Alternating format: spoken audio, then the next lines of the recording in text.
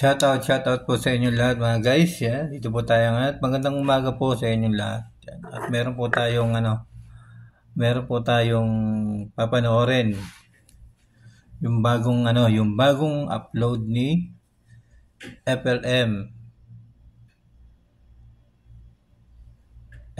Comeback. Kaya po yung kanyang pangalan sa kanyang YouTube channel. Yan, panoorin natin yung meron siyang bagong 19 hours ago. Ang pamagat ng kanyang live na to ay The Man Who Blames Himself is Halfway There. Yan. Pakinggan natin yung mga kakulitan. Yung mga kakulitan na ng ating idol na si Francis Leo Marcos. FLM Comeback. Yan po yung kanyang YouTube channel.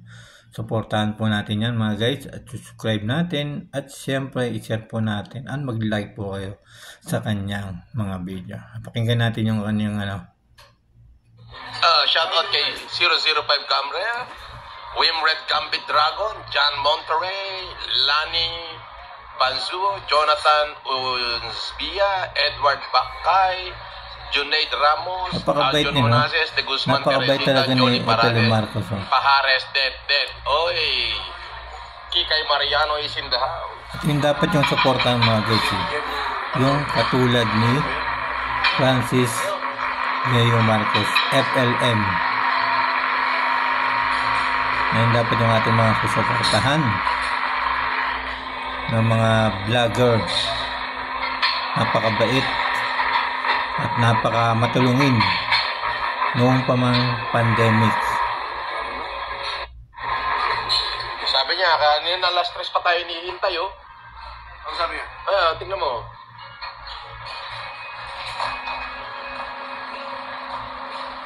PM pa tayo hinihintay.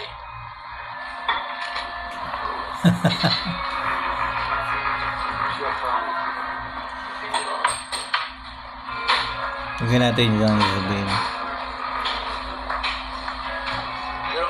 Ito yung mga dapat na sinusuportan, yung hindi binabas, di ba? Kasi napakabait ang tao, di ba? Napakamatulungin. Noong pandemic ay napakamatulungin itong tao na to. Di ba? Huwag natin siyang idamay sa mga walang kwentang mga bagay na naririnig natin dyan, di ba? Napakabait. Huwag na po natin siyang ibabash, di ba? Kasi alam ko marami nagbabash dito kay Francis Leo Marcos di ba? Kung inyo naman titingnan mga guys, kung inyo yung titingnan yung mga kanyang mga ginagawa, di ba? Sa nung pandemic pa, tumutulong siya, di ba? Nagbibigay siya ng nagbigay din to ng kalabasa, di ba? Kung mapapanood niyo, si Francis Leo Marcos ay nagbigay po yan ng mga bigas, kalabasa, di ba? At tumulong yan nung merong pandemic, nung araw na may pandemic. Kaya dapat hindi na po natin to binabas yung mga ganitong tao. Dapat ay patuloy natin itong sinusuportahan. Si Francis Leo Marcos. Yung lalo pa meron pang mga tumitira sa kanya, di ba? Sa napanood ko kay Faceless Row, yan, panoorin niyo po yan. Nandun yung reaction video ni Faceless Row kay Francis Leo Marcos. Panoorin niyo po yung mga guys.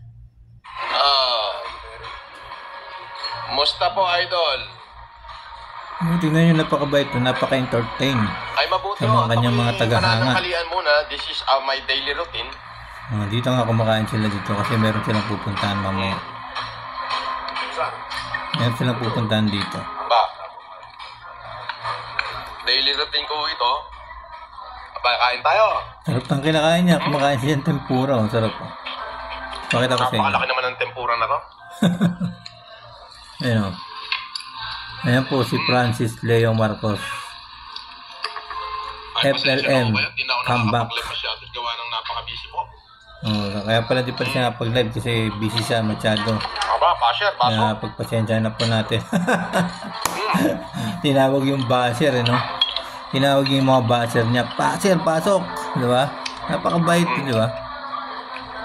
Pinapasok niya yung mga basher niya kasi yung mga basher, mga guys, sabi niya, kasi yung mga basher ay malaki po yung natutulong niyan sa mga katulad ni Francis Leo Marcos. Kung wala yung mga basher ay hindi po tayo mag-grow at kikita, syempre. Kaya pasok lang mga basher. Sabi nga ni Francis Leo Marcos, pasok mga basher. Malaki naman tutulong ng basher. Wag natin i-deny o ikakaya o wag natin papaalisin yung mga basher sapagkat malaki natutulong yan. 'Di ba? Pakinggan pa natin. Ma'am Teresita, ipa-shoutout po sa Dontogan, Baguio City po, idol. Uy, Barangay Dontogan, shoutout. Di ba? Na-subscribe po natin yan, FLM Comeback. Yung kanyang YouTube channel, FLM Comeback. Sabi ni Teodoro, tumakay, God bless you more, idol. Ay, God bless you too po. Sabi ni Rizzer Yon, shoutout, Lods. Yun, diba? Bilis, no? Bilis niya, pag may nagpapa-shoutout, shoutout agad. Diba? Nandito kami sa Korean restaurant sa Ginza doon, sa New World Resort.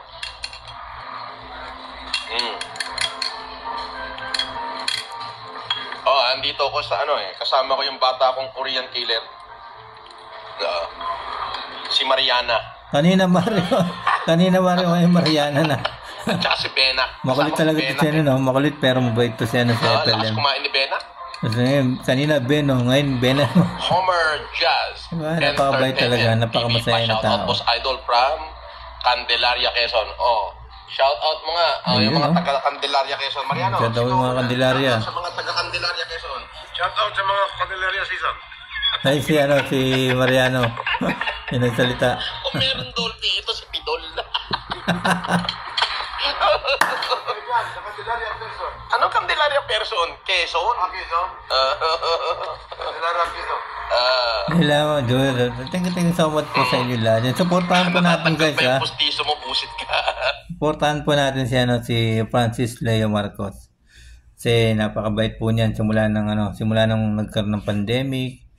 Yan, marami na siyang natulungan, kaya 'di ba, natulungan ng mga tao kahit sa man lugar, 'di ba?